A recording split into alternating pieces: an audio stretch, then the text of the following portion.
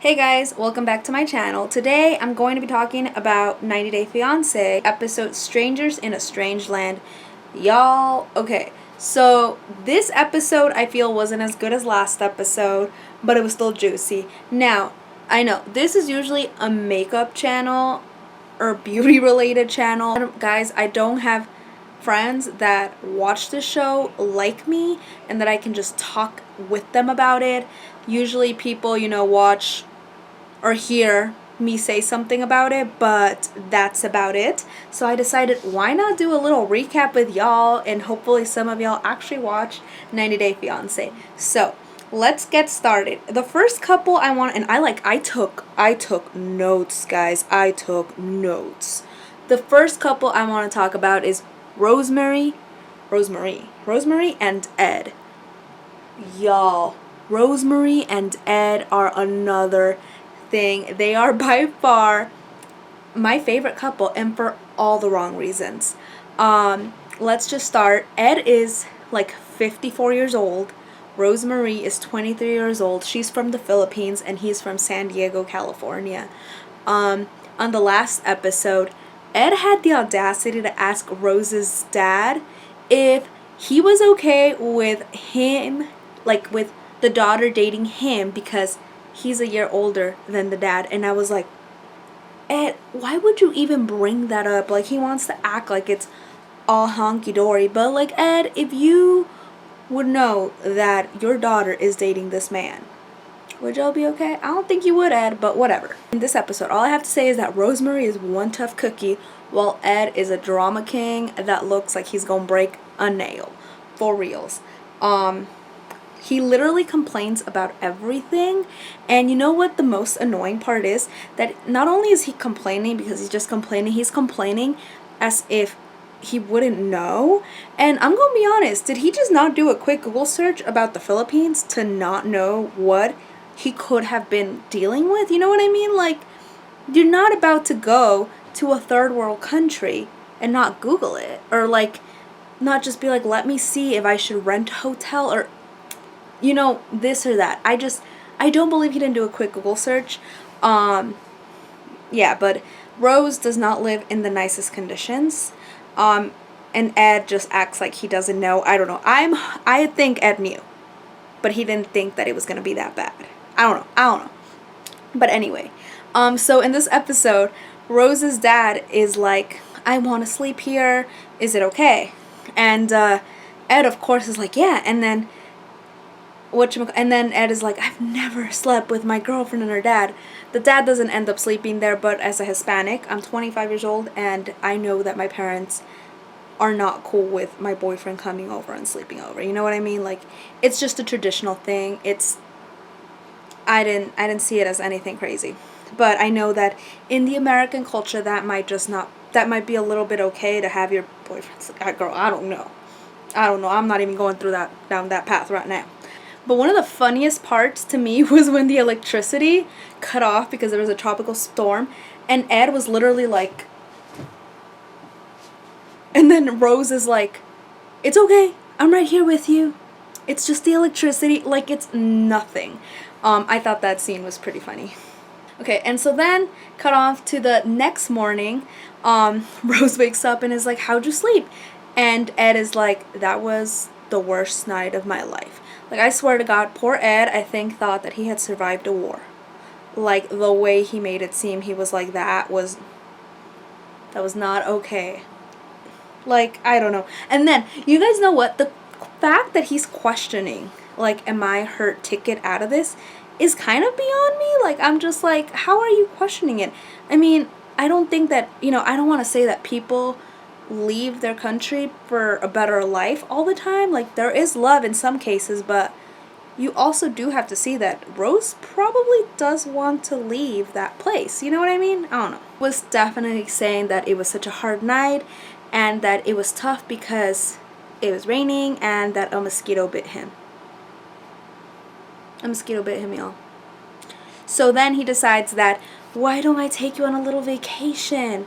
And Rose is like, I will be honest, it's kind of disappointing because I wanted you to interact with my son, which, mind you, already calls him daddy, even though they've only dated for a little bit, but whatever. First time he ever meets too. And, you know, I do feel for Rose because she wanted him to interact with her son, but at the same time, if they're in a hotel, that might mean some jiggy, and I feel for Rose, so I feel for you, girl. But also, one of my favorite parts of Rose and Ed was that rat. Dude, that rat? Are you joking? Oh my god, the rat looks sad. The rat was like, if you want to kill me, just end it. I don't give a damn. Like, that is the saddest rat I've ever seen. Like, I have gone to a third world country before, El Salvador, and I've seen rats, and they're not that sad. Like, it's just, I feel for that rat too. And then the other scene I want to talk about, which was Ed and Rosemary's last scene, is when Ed goes to Rose's dad's pig farm. Y'all, he's like, I don't want to get my shoes dirty, so he ties up this bag, puts it around his shoes, starts feeding the pigs, and boy, slides down. I swear to God, he reminded me of Tim. Do you guys remember Tim and Jennifer from last season of Before the 90 Days, I think it was, where she's a Colombian girl, takes him to the dad's farm. The dad's like, do you want to castrate these, I think it was like bulls or something, and then he's like, no, I'm good. I just don't understand sometimes how these American men go to like a third world country, or not even a third world country, just go to another country, get introduced to, you know, the dad, and they act like, oh my god, I'm gonna break a nail. I mean, I know Ed gets mani-pedis, but still, like, it's kind of like, wouldn't you want to look all macho-er, you know, in front of the dad, to be like, you know what, I may be old, I may be from America, but I'll take care of your daughter. You know what I mean? Like, it might, you know, I don't know, maybe it's my culture, but I don't know, that's what I'm thinking. Alrighty, so now I'm going to talk about Lisa and Usman. Lisa and Usman.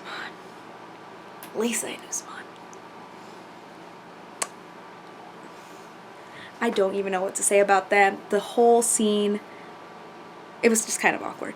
But let's start with how the episode started. So, Usman takes Lisa to buy the mom a goat. The goat will mean that, you know, kind of like accept me for Lisa. So Lisa gets this goat farm, and Lisa is complaining it up. Like, it smells like shit. No, duh, Lisa. You're at a goat farm. We know it smells. Hell, I was able to smell the goat shit from my couch. I get it. I know. It's not a big deal, even here in America. You living in Pennsylvania, I've lived there before. There's a countryside. You know what I mean? Like, it's not like it's out of this world. And then I don't think Lisa knows that that goat's not a pet. I don't know. She seemed kind of innocent naming him Barney. But she did complain that the Nigerian salesman is upping the price for the goat because she's a white American, which in his defense, I don't think he is. I don't know. I don't know. I don't know how to convert the money, how much a goat would be. But I do know that in America, I don't think you can, you know, buy a goat for like $100, right? Like a live goat. Someone comment down below if you can actually buy a live goat for $100. It was like 115, something like that. 140, I don't know, 14 to 40, something like that. And when they went and bought that goat, they showed up in a Range Rover, but they left in like a Ford. I don't even know what happened. So finally, in the last scene that we see Lisa and Usman, they take the goat, and, you know, all I have to tell you is my mother knows best. One of the mom's biggest reasons to, like, not be so sure with Lisa is that she's afraid of how she's gonna treat him. And if you guys have been seeing the last few episodes, she doesn't treat him so nicely. Like, she's mean, she's kind of bossy, and she complains about everything about him and the country and the culture. So, but yeah, basically it was kind of funny, and it was kind of awkward when the mom and the sister, the elder sister of Usman, come up, and they look at her and they're like, they were expecting, if it was a white person, I guess they were expecting a young white female. But we know that that's not what we got. And then the sister's like, so what, you know, how's America? Usman translated it to Lisa, like, what do you do in America? And Lisa's like, I'm a caregiver. I'm a hospice caregiver. And then Usman has the audacity to be like, she's a doctor. And I'm like, bro, if she is a doctor, I'm a rocket scientist. Alrighty, y'all. Like, I was like, okay, whatever. I'm just gonna let that slide, Usman. But yeah, long story short, the mother and the elder sister were like, hell no, we ain't giving you permission to marry Lisa. You is crazy. You is gonna find yourself a nice Nigerian woman from the same tribe. But we'll see. The mom doesn't seem like she'll budge, but we'll see where it goes from here. But I don't know. Lisa is a little bit, I'm not saying she's a bad lady, but she does complain a lot. And then Usman, you know. Alrighty. The next couple I'm going to talk about is Varya and Jeffrey. So Jeffrey confesses to Varya that he's been a felon in prison for selling drugs, and that kind of hit home for Varya because basically her cousin died from drug use. So it is a very sad thing, and I do feel for Varya.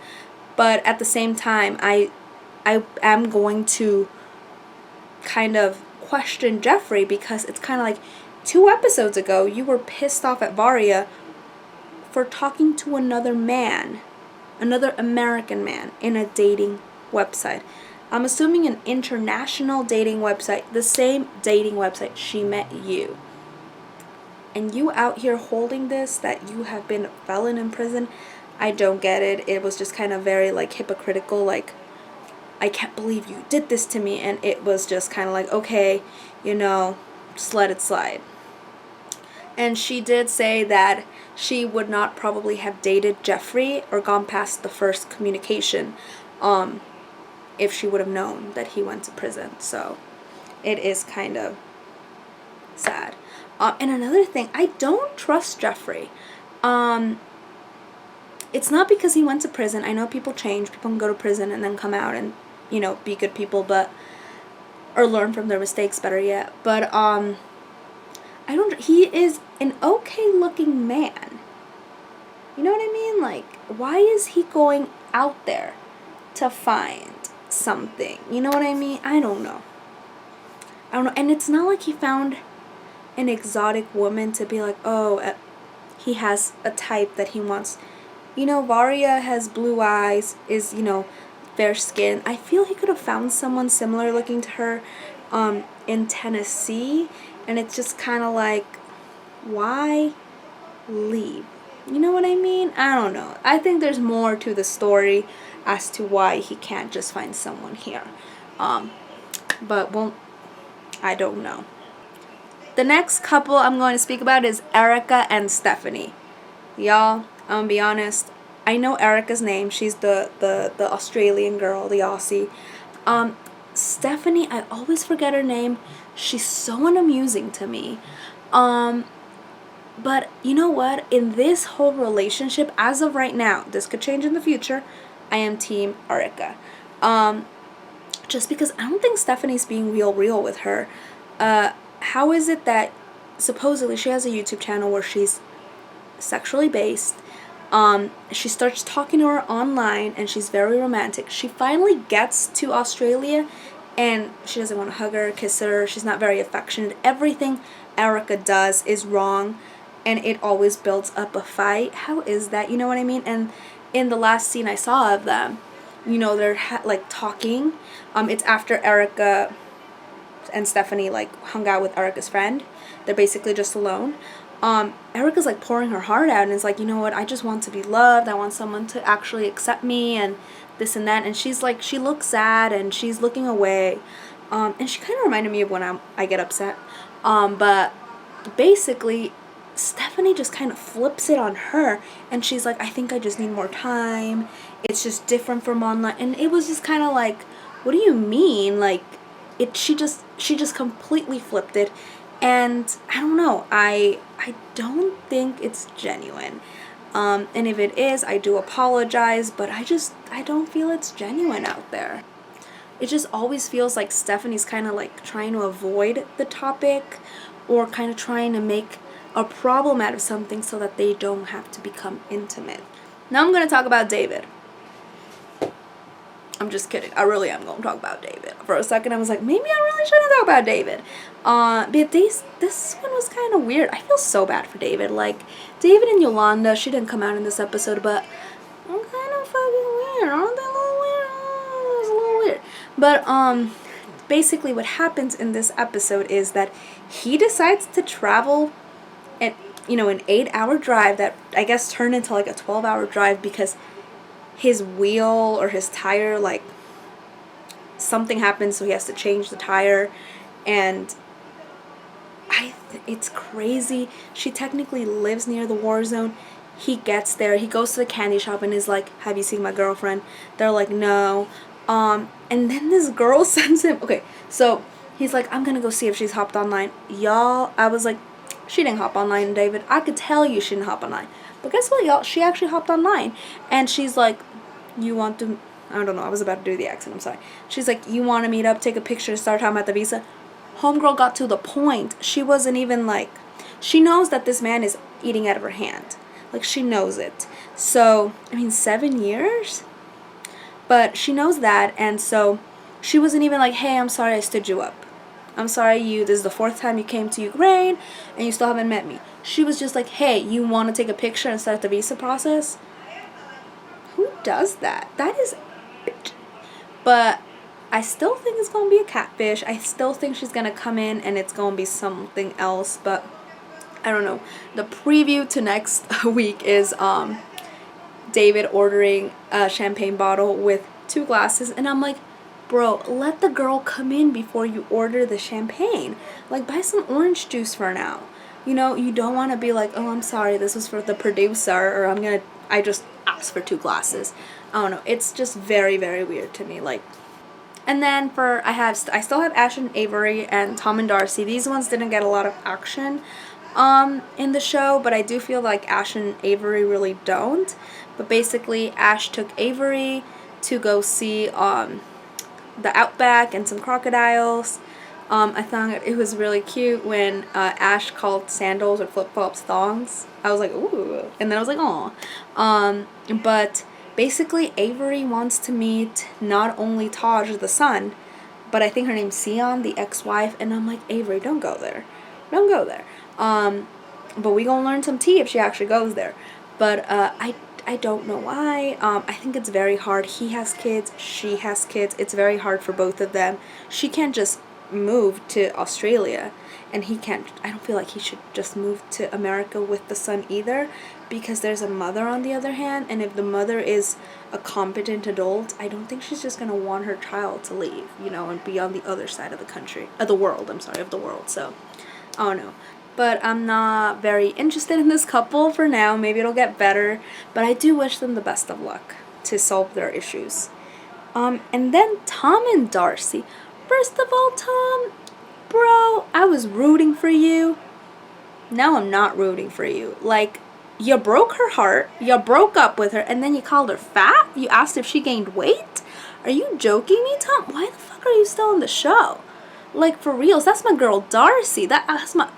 Y'all have no idea. So, last season of Before the 90 Days was my first season watching the show.